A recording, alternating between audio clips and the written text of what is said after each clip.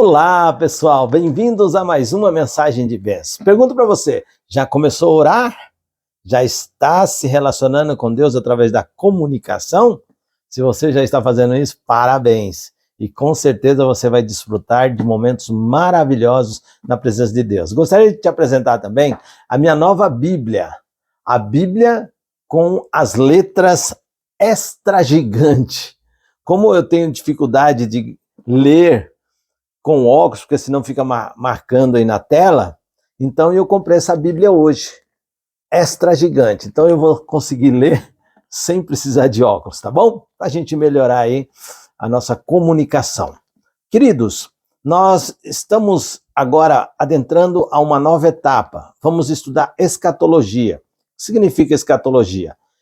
Eventos finais. Então nós vamos aprender a doutrina. Doutrina significa ensinamento. Então nós vamos aprender a respeito da escatologia, dos eventos finais, das coisas que irão acontecer. Ou seja, vamos estudar profecias bíblicas. Então, nós vamos estudar hoje a restauração da verdade, tá bom? A verdade é a palavra de Deus. A palavra de Deus, num período da história deste mundo, foi lançada por terra e foi pisada. O que significa ser lançada por terra e pisada? Quando as pessoas não valorizam, não dão o devido valor à palavra de Deus. Essa mensagem que está aqui dentro da Bíblia Sagrada são pensamentos que nasceu na mente de Deus. Olha, Deus está se comunicando com você através dessas cartas de amor, são várias cartas de amor de Deus para o ser humano. Então nós vamos hoje estudar a respeito da restauração da verdade, tá bom? Então, para nós entendermos isso, nós vamos então analisar a primeira pergunta, a visão de Daniel. Vamos ver o que Daniel viu. Então, no livro de Daniel, no capítulo 8, nós vamos ler do versículo 1 ao 9, tá bom? E eu começo aqui. No ano terceiro do reinado do rei Belsazar, eu, Daniel, tive uma visão, depois daquela que eu tivera a princípio. Quando a visão me veio, pareceu-me estar em uma cidade de Suzã, que é província de Elão, e vi que estava junto ao rio Ulai. Verso 3. Então levantei os olhos e vi, e eis que diante do rio estava um carneiro, o qual tinha 2 chifres, e 2 chifres eram altos. Esses 2 chifres eram altos, mas um mais alto do que o outro. E o mais alto subiu por último. Vi, o carneiro dava narradas para o ocidente, para o norte, para o sul, e nenhum dos animais lhe podia resistir, nem havia quem pudesse livrar-se do seu poder. Ele, porém, virando aqui, fazia segundo a sua vontade, e assim se engrandeceu. Estando eu observando, eis que um bode vinha do ocidente sobre toda a terra, mas sem tocar no chão. Esse bode tinha um chifre notável entre os olhos. Dirigiu-se ao carneiro que tinha os 2 chifres, e qual era eu tinha visto diante do rio, e correu contra ele com todo o seu furioso poder. Viu chegar perto do carneiro, e enfurecido contra ele, o feriu e lhe quebrou os 2 chifres, pois não havia força no carneiro para lhe resistir. E o bode o lançou por terra e o pisou aos pés. E não houve quem pudesse livrar o carneiro do poder do bode. O bode se engrandeceu sobremaneira, e na sua força quebrou-se-lhe o grande chifre, e em seu lugar saiu 4 chifres notáveis para os 4 ventos dos céus. Então vejam só, e o verso 9 agora, de um dos chifres saiu um chifre pequeno, e se tornou muito forte para o sul, para o oriente e para a terra gloriosa. Então Daniel viu aqui, né, um carneiro que tinha 2 chifres, um chifre era maior que o outro, e o maior, anteriormente ele era menor. Olha que complicado. Aí veio um bode que tinha só um chifre entre os olhos. E esse chifre, ele era muito grande, e aí Daniel viu também que esse chifre se quebrou e dele surgiu 4 chifres pequenos. Onde um que saiu dos 4, que era o menor, esse cresceu e cresceu muito. Então, vamos entender em profecia aqui. Notem bem que quando a profecia se refere a animal ou chifres, ele está se referindo a reinos, tá bom? Então, significa o quê? Impérios, poder. E aí nós vamos ver agora o seu significado, né? Se você ler o versículo 15 desse mesmo capítulo 8, olha o que diz aqui, o que Daniel queria saber. Ó, havendo eu, Daniel, tido a visão, procurei entendê-la. E eis que se me apresentou diante um como aparência de homem. Ou seja, um anjo de Deus veio na presença de Daniel. Então ele queria compreender essa visão. E aí Deus então envia um anjo para relatar a visão. E olha só que interessante. O que significa esse carneiro?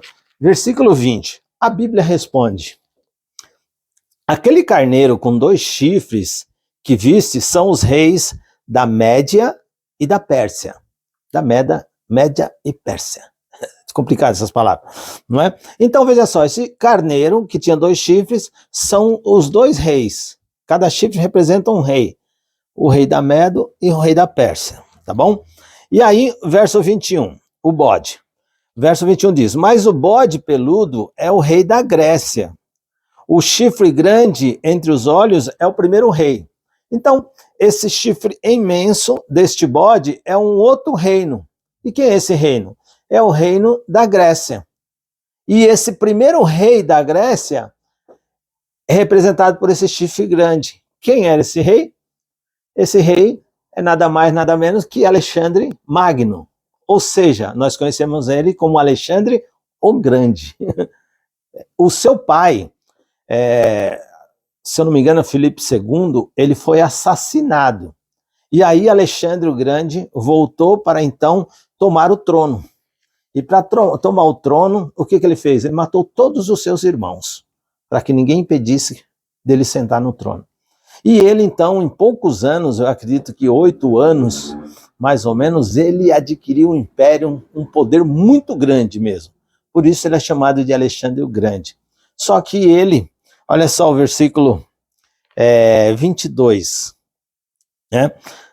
O verso 22, ele fala aqui: o ter sido quebrado, levantando-se 4 em lugar dele, significa que 4 reinos se levantarão deste povo, mas não com força igual a que ele tinha. Então, Alexandre o Grande, ele morreu aproximadamente com 33 anos de idade, muito novo, né? Começou a imperar também muito novo, e aí ele conquistou muito mesmo, só que a Bíblia diz que é o primeiro rei da Grécia. Esse primeiro rei da Grécia é poderosíssimo, grande, é o Alexandre Magno, o Grande. Ele morreu, então desse chifre que representava o primeiro rei da Grécia, surgiu 4 chifres. Quem são esses 4 chifres? Alexandre o Grande, ele tinha 4 generais, tá? Ao seu comando, que comandava, que dominava toda a terra. Então ele tinha esses 4 generais, que eram, tem aqui o nome, ó, Ptolomeu, Seleuco, Licímaco e Cassandro. Então o que eles fizeram? Aqui ele diz que desse chifre enorme se quebrou e surgiu 4 chifres. E esses 4 chifres não eram mais fortes do que este. Por quê? Este era muito poderoso. Só que ele morreu, Alexandre, e aí foi dividido o reino em 4. Então se tornou reinos mais fracos, não é? E não tinha um que comandava todos, agora eram 4. Então foi aí que surgiu esses 4 generais, eles começaram a comandar. Quais as áreas que surgiu? Egito, Síria, Grécia e Roma. Então foram esses 4 reinos que surgiram, ou seja, esses 4 chifres. Só que ele fala aqui de um chifre pequeno, que era o menor de todos, ele foi crescendo, crescendo e se tornou poderoso. Então, como esses reinos se dividiram, então era mais fácil naquela época, reinos divididos, se tornarem mais fáceis de serem conquistados, não é? Então, foi isso que aconteceu. A história mostra tudo. E agora o versículo 23, ele fala para nós quem é esse chifre. Só que ele não fala que é o rei, quando nós vimos aqui o carneiro, são os 2 reinos, né, que se uniram, a Média e Pérsia, o bode peludo é a Grécia, o primeiro, o chifre grande Alexandre. Esse aqui, ele deu nome. Só que agora, no verso 23, olha só o que diz. Mas, no fim do seu reinado, quando os prevaricadores acabarem, levantar-se-á um rei de feroz catadura. e especialista em intrigas. Então, veja só, desses 4, teria um bem pequenininho, um chifre pequenininho, que aquele iria se tornar muito grande. Era um rei, iria se crescer, ia crescendo, ia ter uma ascensão tremenda. E esse rei, né, ele era de enigma, era um homem, né, um rei. A Bíblia não identifica esse nome, mas diz o que ele havia de fazer. Então nós vamos ter que identificar quem é esse rei, né? A história conta tudo, mas nós vamos ver que a Bíblia, ela é profetizada, ou seja, escatologia, é dita a profecia dos eventos futuros, dos eventos finais. E isso nós vimos aqui nesse capítulo, que está narrando a história do mundo, a história das guerras, dos reinos, das nações. Então vamos lá. O que esse rei iria fazer? Né, no verso 10, agora você volta no capítulo 8 mesmo, no versículo 10 diz assim, ó: cresceu até atingir o exército dos céus, e alguns dos exércitos e das estrelas lançou por terra e as pisou. Então esse rei, ele ia crescer muito, queria alcançar o exército do céu e iria pisar, né? E aí nós vamos também para o verso 24, junto com esse. O que ele iria fazer? Ó? Grande é o seu poder, mas não por sua própria força. Causará estupendas destruição, prosperará e fará o que lhe aprouver. Destruirá os poderosos e o povo santo. Então esse rei, ele vai se tornar muito poderoso, só que não pelo seu poder. Ele não tem poder em si mesmo. Ele depende de um outro poder. E a gente vai ver aqui que por trás tem o poder maquiavélico de Satanás e os seus anjos. Por quê? Porque o que eles iriam fazer? Eles iriam fazer a maldade, causar destruição, sofrimento, morte, por causa do poder, e ele destruirá os poderosos e o povo santo, ou seja, ele vai perseguir o povo de Deus para destruir, vai destruir. Então, vejam só, nós encontramos aqui que o carneiro, aquele carneiro de 2 chifres, ele reinou do ano 538 a.C. até o ano 331, 207 anos mais ou menos. Já Alexandre o Grande reinou muito pouco, foi do ano 331 até 323, antes de Cristo, né? Que foi quando Alexandre o Grande morreu. Aí veio os generais dele, e desses generais então surgiu, né, outro reino, e esse reino passou a crescer. E qual é esse reino? Esse reino é um reino de Roma. Roma, lembra que Roma, ele destruiu o povo santo, matou o povo de Deus, perseguiu o povo de Deus. Foi um período muito duro, muito difícil. Na época de Jesus Cristo foi crucificado, os seus discípulos foram perseguidos e martirizados. Então, a história conta, né? E esse reino, ele prosperou. Infelizmente, ele teve muito sucesso. Mas vamos ver o que mais que ele falaria. Daniel 8, versículo 11, olha. Ele diz o seguinte: sim, engrandeceu-se até o príncipe dos exércitos, e dele tirou o sacrifício diário, e o lugar do seu santuário foi deitado abaixo. Ou seja, lembra, nós já tivemos esse estudo, que o santuário de Deus iria ser destruído, e foi. Nós vimos lá no estudo que Jerusalém foi cercada, sitiada, e foi queimada, foi destruída. Nessa época, né, pelo império de Roma, né, estava ali por trás, como diz a palavra de Deus. Outra coisa que ele faria, no versículo 25, diz assim, ó: por sua astúcia nos seus empreendimentos, fará prosperar o engano. No seu coração se engrandecerá e destruirá muitos que vivam despreocupadamente. Levantar-se-ão contra o príncipe dos príncipes, mas será quebrado sem esforço de mãos humanas. Então veja só, aqui ele diz que ele iria prosperar o engano, a mentira. Esse reino iria propagar o engano, a mentira. E ele iria triunfar, ele ia crescer. E diz que ele também iria se levantar-se como contra o príncipe dos príncipes. Eu pergunto para você, quem que é o príncipe dos príncipes? Se não Jesus Cristo. Lembra, ele se levantou contra Jesus. E aí crucificaram Jesus, mataram o Cristo, o príncipe dos príncipes, né?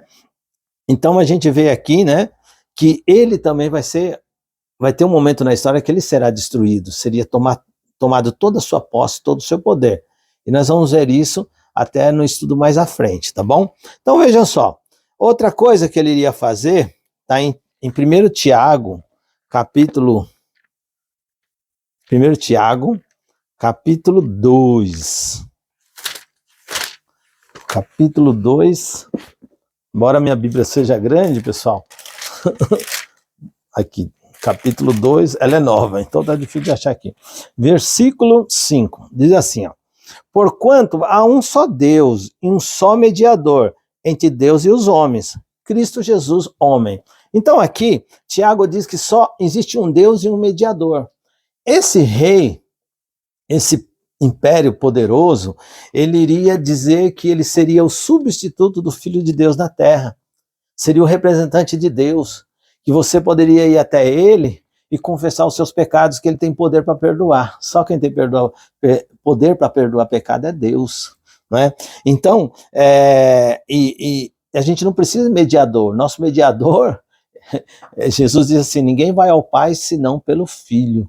Então Jesus Cristo é o nosso mediador, é o nosso Salvador, mas eles dizem que você pode, né? Então são os enganos que esse rei, que esse reino, que este poder iria propagar. Muitos enganos, e aí nós lemos nos versículos anteriores aí, que ele enganaria muitos que viviam uma vida despreocupadamente. Hoje as pessoas vivem assim, né? Uma vida sem nenhuma preocupação, vão satisfazendo seus prazeres temporais, e a vida vai passando, e eles vão levando tudo aí de qualquer jeito. Essas pessoas que não estão se preparando, essas pessoas vão se perder, vão ser enganadas por esse inimigo de Deus, tá bom? Então vamos lá. Outra coisa, voltando lá para o versículo de Daniel, capítulo 8, versículo 12. Olha o que ele faria também.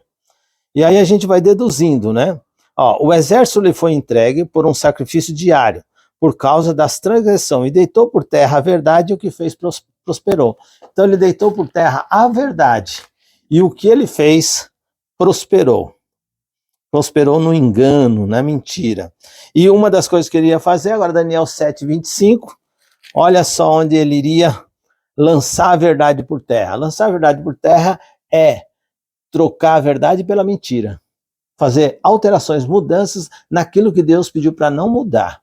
Tá bom? Olha só, 7:25, Daniel capítulo 7, versículo 25 diz assim: proferirá palavras contra o Altíssimo. Toda vez que você vai contra a vontade de Deus e você se expressa, você está proferindo palavras contra o Altíssimo. E aí ele diz assim, ó, e cuidará em mudar os tempos e a lei. Opa, esse rei iria procurar mudar a lei de Deus, o decálogo, os 10 mandamentos. E os santos lhe serão entregues nas mãos por um tempo, 2 tempos e metade de um tempo. 2.300 anos, nós vamos aprender isso mais à frente, tá?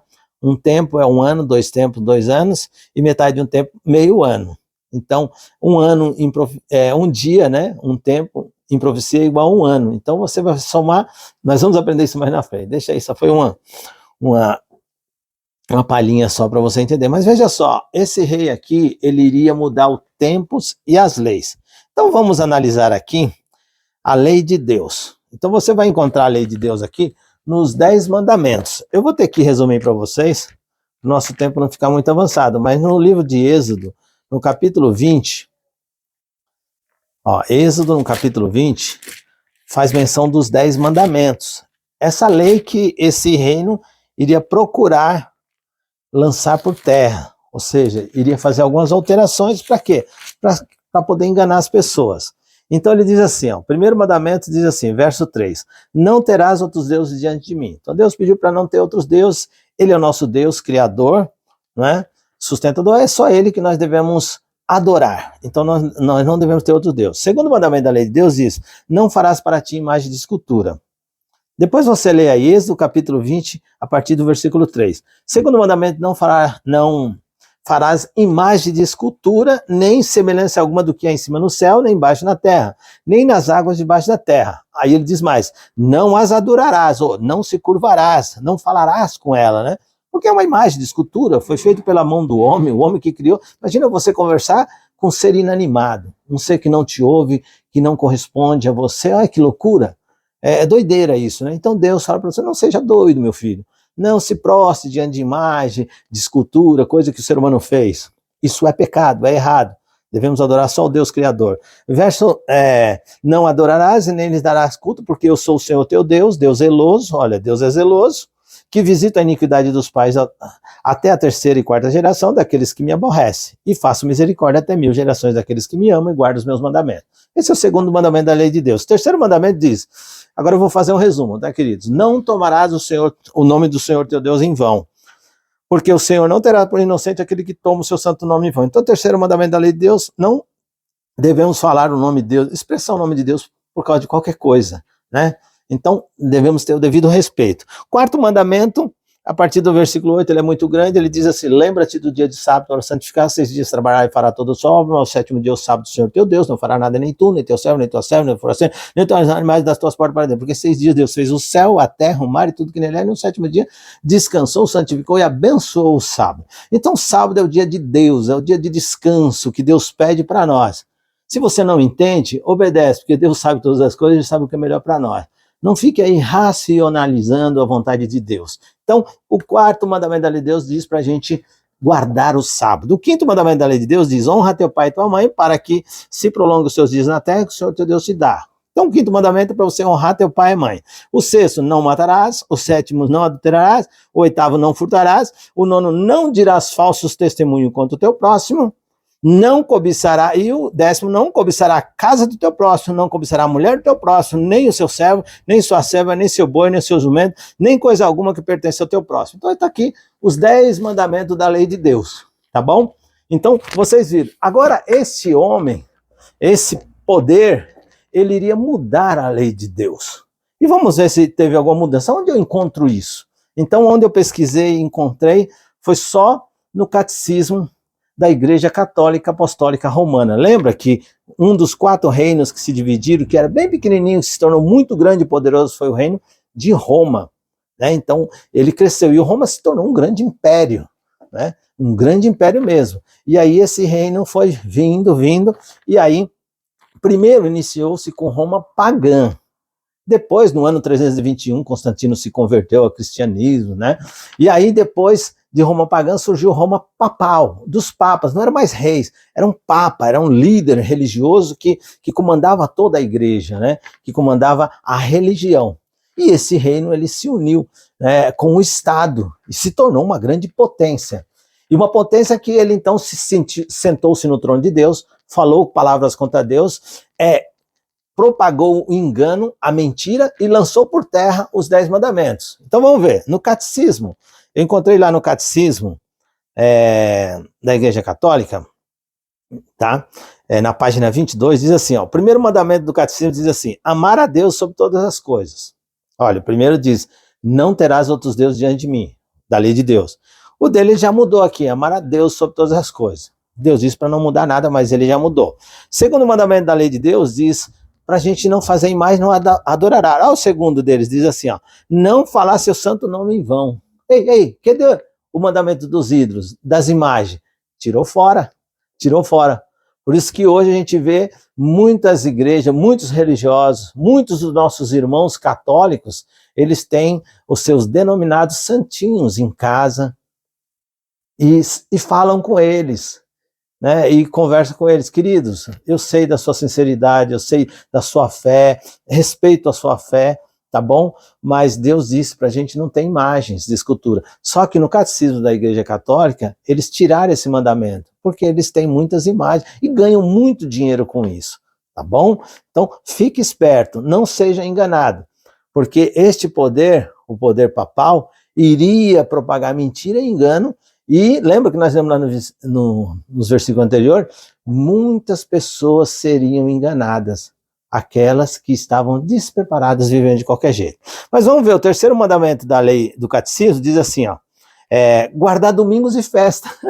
Ei, o de Deus diz para guardar o sábado, é o santo dia do Senhor. O catecismo da Igreja Católica Apostólica de Roma, romana, diz para guardar domingos e festas, já alterou, mudou, se sentiu como Deus, né? Aí o quarto deles diz honrar pai e mãe, que é o quinto da lei de Deus. O sexto deles diz não matar, o de Deus diz não matarás. O sétimo, eles colocaram não pecar contra a castidade. Olha, já alterou aqui, né? Já colocou. Aí o 7º deles diz não furtar. O 8º deles não levantar falso testemunho, tudo resumido. E o 9º, eles colocaram assim, ó, não desejar a mulher do próximo. Aí como eles tiraram da imagem da escultura ali, aí eles pegaram e escreveram o 10º assim, não cobiçará as coisas alheias. Ou seja, o 10º, que engloba tudo, nós vimos lá que Deus disse para não cobiçar a mulher do próximo, as coisas do seu próximo, na casa do seu próximo, nada do seu próximo. Então, como ia ficar com 9, então eles dividiram. O 9, o 10º eles fizeram em 2 e tiraram o sábado. Então eles fizeram essa mudança, essa alteração que a gente precisa ficar esperto. Essa não é a vontade de Deus. E aí a pergunta que se segue é Daniel 8, versículo 13. Veja só, 8:13. Diz assim, depois ouvi um santo que falava e disse, outro santo, aquele que falava, até quando durará a visão do sacrifício diário e da transgressão assoladora? Visão na qual se entrega o santuário e o exército e a fim de serem pisados? Então a pergunta que se segue é, até quando vai durar esse engano, essa mentira? Até quando, queridos? Então a Bíblia responde até quando, e nós vamos ter um estudo mais à frente que vai ver que a verdade está sendo restaurada, está sendo propagada por um povo que não aderiu esses mandamentos que são contrários à palavra de Deus, que houve muita alteração. E o verso 14 ele diz assim, ó, e ele me disse, até 2.300 tardes de manhã e o santuário seria purificado. Então o santuário celestial, nós vamos aprender sobre isso também, ele seria purificado, ou seja, teria restauração da verdade. O povo ia voltar a guardar os mandamentos de Deus, a lei do Senhor. E eu pergunto para você, você quer ser enganado? Claro que não, né? Então, para não ser enganado, você precisa fazer o quê? Guardar os mandamentos de Deus.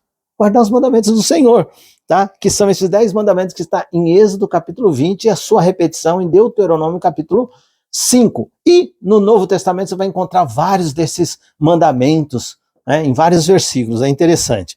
Então, a pergunta que se faz é o seguinte, por que foram dadas essas profecias? Provérbios 29:18. Por que Deus deu essa profecia? Pra gente... Qual que foi o motivo? Olha só, Provérbios 29, versículo 18. Não havendo profecia, o povo se corrompe, mas o que guarda a lei, esse é feliz.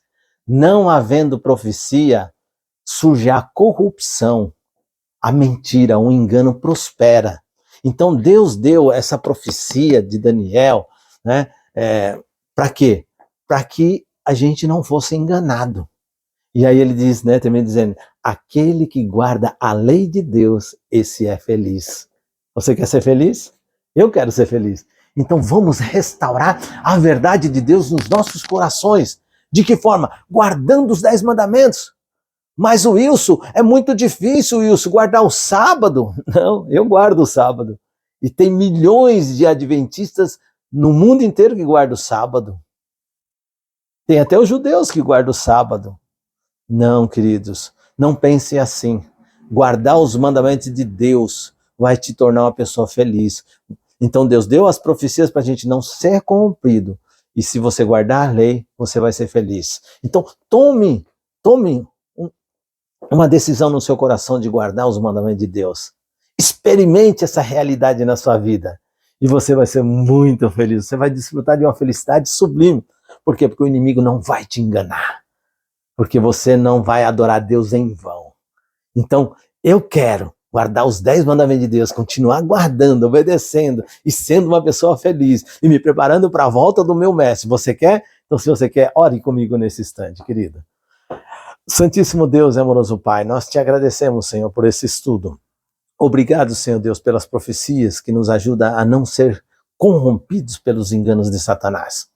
Pai, esse reino que por trás tem o inimigo dando-lhe poder, porque nós vimos isso porque ele procurou mudar a lei, fazer uma outra lei, tirou mandamentos, fez alterações e mudanças que o Senhor não aprova, porque o Senhor diz na sua palavra que nós não devemos tirar nem uma vírgula, nem um i, nem um tio.